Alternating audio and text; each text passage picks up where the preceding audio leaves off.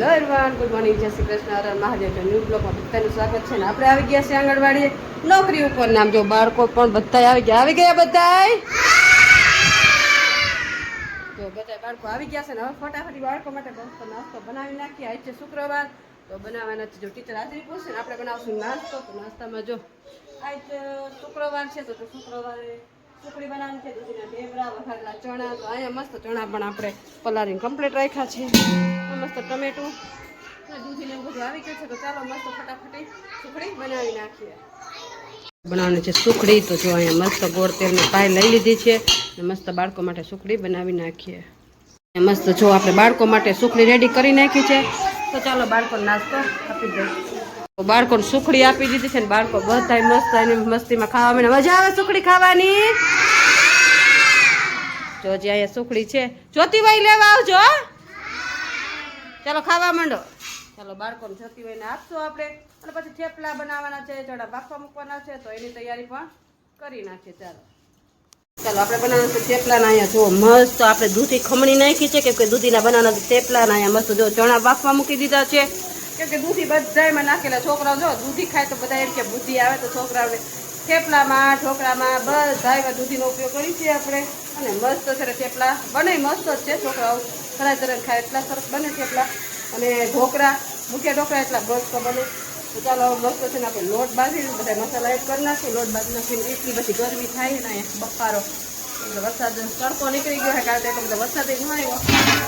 ચાલો થેપલા કરી નાખી બાળકો માટે. ત્યાં સુધી ટીચર પ્રવૃત્તિ બધી કરાવી નાખે. ચાલો મસ્ત જો અહીંયા થેપલા રેડી કરી નાખ્યા છે ને અહીંયા મસ્ત છે ને ચણા બાફી નાખ્યા છે. હવે ચણાને છે ને આપણે કાઢીને અને મસ્ત ચણા વઘારશું. પણ પહેલાં આપણે બાળકોને વિડીયો ઉતારવા જવાનો છે. તો પહેલાં બાળકોનો વિડીયો ઉતાર નાખી. જો ટીચર લઈ ગયા છે બાળકોને સમાજવાડીમાં. તો સમાજવાડીમાં જઈને વિડીયો ઉતારીને આવીને પછી ચણા વઘારશું. ચાલો તો આપણે જઈશું જો સમાજવાડીમાં. બાળકોને જો સામે ટીચરે બધાને રાઉન્ડમાં ઊભા રાખી દીધા છે. છોકરા તો ટીચર આવ્યા ટીચર બસ બસ સાયલન્ટ. હાથ ચાલજો, સાયલન્ટ થઈ જાવ બધા. હાલો અમે ટીચર તમારો મસ્ત વિડીયો ઉતારવાના ને વિડીયો. ગોળ ગોળ ફરો. હાલો બધા ગોળ ગોળ ફરો જોઈને કેમ ગોળ ગોળ ફરાય. Very good, very nice. હરવે હરવે હો, હરવે હરવે. ચાલો હવે ટીચર આવે ને કરાવવાના છે. તો છોકરા ઘડી વાર રમાડીએ. જુઓ હરવે હરવે ફરો, હરવે હરવે મજા આવે ને. જો છોકરાને આવે તો ફ્રીમાં રમવા દે ને તો જુઓ દાંત કાઢે. છોકરા રેલગાડી રમે છે ને. આપણે જો હવે ટીચર આવે ને પછી કંઈક વસ્તુની કંઈક પ્રવૃત્તિ કરાવવાના હોય તો લેવા ગયા છે. ત્યાં સુધી આપણે બાળકોનું ધ્યાન રાખવાની પણ એની રીતે મનોરંજન છોકરાને કરવા દે તો એને મજા આવે, એન્જોય કરે. ચાલો કન્ટિન્યુ. જો બધા રાઉન્ડમાં બાળકો બેસી ગયા છે. એ રમવું હડકો દડકો રમવું તમારે હે લે. હા મસ્ત ટમેટા કટ કરી લીધા છે. અહીંયા મસ્ત મીઠો લીમડો અને અહીં મસ્ત આપણે ચણા પણ કાઢી લીધા છે ને. અહીંયા મસ્ત તેલ મૂકી દીધું છે. તો આપણે ચણા વઘારવાના છે. ચાલો જો અહીંયા મસ્ત આપણે ચણા વઘારી નાખ્યા છે. રેડી થઈ ગયા છે ચણા. હજી બાળકો નાસ્તો દેવાનો ટાઈમ નથી પણ આપણે મસ્ત ચણા વઘારી નાખ્યા છે. ચાલો આજે બાળકો છે ટીવી બતાવવામાં આવે છે. ટીવીમાં વાંદરા વાર્તા આવે તો બાળકો વાર્તા જોવે છે. જુઓ એ નદીના કિનારેથી થોડે દૂર ઊંડા પાણીમાં એક મગર અને એક મગરી રહેતા હતા. મગર રોજ ખોરાકની શોધમાં નદીના કિનારે આવતો અને વાંદરો પણ પાણી પીવા જતો. એવો રોજ એકબીજાને મળતા અને બંને વચ્ચે મિત્રતા થઈ ગઈ. વાંદરો તો રોજ પાકા જાંબુડા તોડી મગરભાઈને આપતો અને એ જાંબુડા મગરભાઈ ખાતા હતા. મગરભાઈને તો એ જાંબુડા ખૂબ ભાવતા હતા. આવી રીતે રોજ મગરભાઈ નદી કિનારે આવતા અને વાંદરાભાઈ એને જાંબુડા ખાવા આપતા અને બંને વાતો કરતા. એક દિવસ મગરને વિચાર આવ્યો, ગામને આજે થોડા જાંબુડા મારી મગરી માટે પણ લઈ જાઓ. તેથી તે વાંદરા બધાને માથા ઉપર હાથ, બધાનો અવાજ હોય. ચાલો બાળકો નાસ્તો દેવાનો ટાઈમ થઈ ગયો છે ને. અહીં મસ્ત જો આપણે ચણા રેડી કરી દીધા, થેપલા મસ્ત રેડી કરી દીધા છે. તો ચાલો મસ્ત બાળકો ચણા અને થેપલા આપી દે. ચાલો બધાય માથા ઉપર જ. ચાલો જો બાળકોને બધાને નાસ્તો આપી દીધો છે. બાળકો બધાની મસ્તીમાં ખાવા માંડ્યા. ચાલો ફિનિશ કરો, ઘરે જવું છે ને? આ તો ફિનિશ કરો. ચાલો બધાય. વાગી ગયા છે 5:30 થવા આવ્યા છે ને. જો અત્યારે આપણે બ્લોગ ચાલુ કર્યો છે કેમ કે નોકરીથી આવ્યા ને પછી તો આપણી તબિયત સાવ લૂઝ થઈ ગઈ હતી.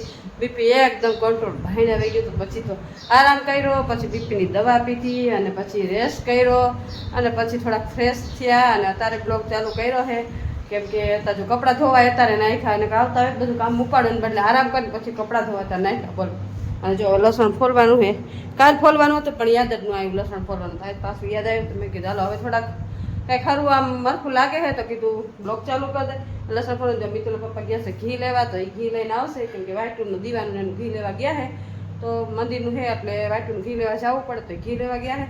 એ લઈને આવે પછી છે ને આપણે થોડું ઘણું એની સાથે વાતચીત કરશો. ને હજી નાસ્તા પાણી બધું બાકી છે. એ આવે પછી કંઈક નાસ્તા પાણીનું વિચારીએ. ત્યાં સુધીમાં આપણે લસણ ને બધું ફોલ નાખીએ તો એ આવી જાય. ચાલો ચાલો મિત્ર પપ્પા આવી ગયા છે ને જો ઘી ગરમ કરે. કાંઈ લાવ વાઈટું બરવા અત્યારે હા તો કીધું હવે આ ભગવાનના મિલકત ઘીના ભરતો જાવ એટલે બહેની તારી પાસે સાસની ખાલી થઈ જાય. હા અને આમ જો આપણે છે ને એ વાડીએ ગયા હતા ને તો ગલકા લઈ ગાય લો હા વાડીમાં હાઈ રહ્યા જાતા આવ્યા તો જો આમ કેટલા બધા વાડીમાં ઈ છે ગલકા. જો આટલા બધા ગલકા આવી ગયા. લેતા જાવ ખાવશો નહીં ખાઈ હવે ગલકા શાક આમ સરસ થાય અને ઘડીકમાં થઈ જાય. કાંઈ લા શું કેવું? ગીસોડા કરતા બેઠું હા અને ઘડીકમાં ગલકાનું શાક થઈ જાય એટલે ગલકા બહુ સરસ છે. જો અને અત્યારે આ ચોમાસામાં આ બધા ખાવા જરૂર. કાંઈ લા અત્યારે આ ચોમાસામાં ગીસોડા, દૂધી, ગલકા, ટિંડોરા, હા કંટોલા હા. આ બધું જ ચોમાસાની વસ્તુ. ચોમાસાની વસ્તુ. સારું હાલો આપણે જો આ લસણનું કામકાજ બાકી હજી આટલું ફોલું છે. ઉપર ગયા હતા કપડાં સુકવવા અને કપડાં સુકવીને આવીને તરત જો લસણ પાછું હાથમાં લઈ લીધું છે. ચાલો ફટાફટી લસણ ફોડ નાખે. ચાલો વાગી ગયા છે 7:30 અને હવે બેસવાનું છે રસોઈ કરવા. તો મરચું ખાઈનું ને કપડાનું બધું કામકાજ કર્યું તો આટલા વાગી ગયા અને હવે રસોઈ કરવા બેસવાનું. અત્યારે તો કપડાં લઈને આવી કેમ કે છાંટા પાછા ચાલુ થઈ ગયા. વરસાદ તો ખબર નહીં કે મને આવે ને ઘડીક આવે વળી વહી જાય વળી આવે પણ ફૂલ આવતોય નથી જાતો નથી. છાંટા થઈ ગયા તો હું કપડાં લેવા ગઈ. કપડાં લઈને નીચે આવીને હવે બેસીશું રસોઈ કરવા.